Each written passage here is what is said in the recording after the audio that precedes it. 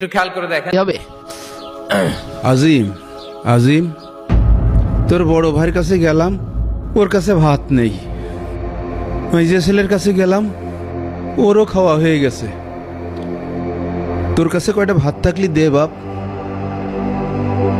আব্বা তুমি আমার কাছে এসে ভাত চাচ্ছ কা? আজকে তোমার ভাত দেওয়ার দিন না। তিনজনের মধ্যেই তুই চাকরি বাকরি করিস, তোর অবস্থা একটু ভালো। আমাদের দুই বুড়ো বুড়ির একটু দেখ বাপ। কে তা দেখবো কে?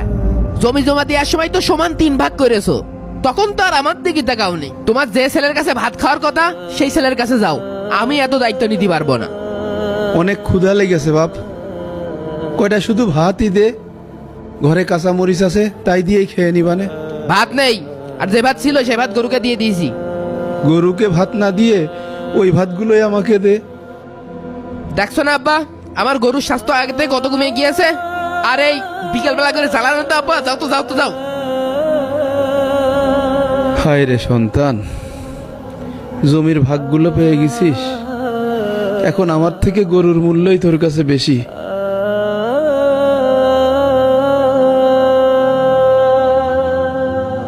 না, এখন আসলে 200 টাকা গাড়িতে কম নেওয়া সম্ভব না।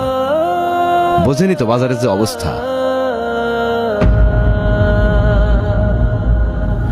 কি ব্যাপার আবুল মিয়া, থালা হাতে কোথায় যাচ্ছ? দেখি কারোর বাসায় দুটো ভাত পাওয়া যায় কিনা। তার মানে দুপুরে খাওনি? 3 ছেলের কেউ দুটো ভাত দিল না। এখন ভাত কোথায় পাবো? তোমার জন্য কি ভাত রান্না করেছে?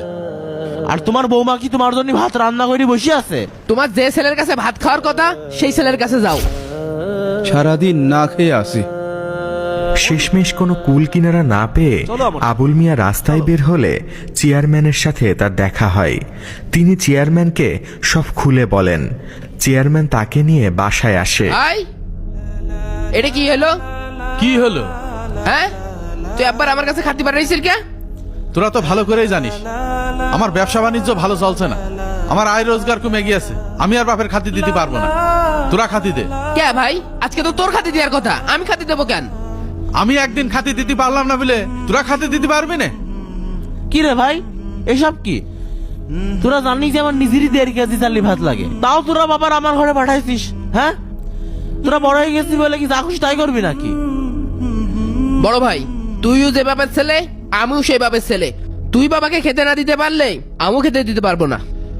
আমার ব্যবসা বাণিজ্য ভালো চলছে না, তাছাড়া আমার সংসার বড় হয়েছে, ছেলেপেলের পড়াশোনার খরচ।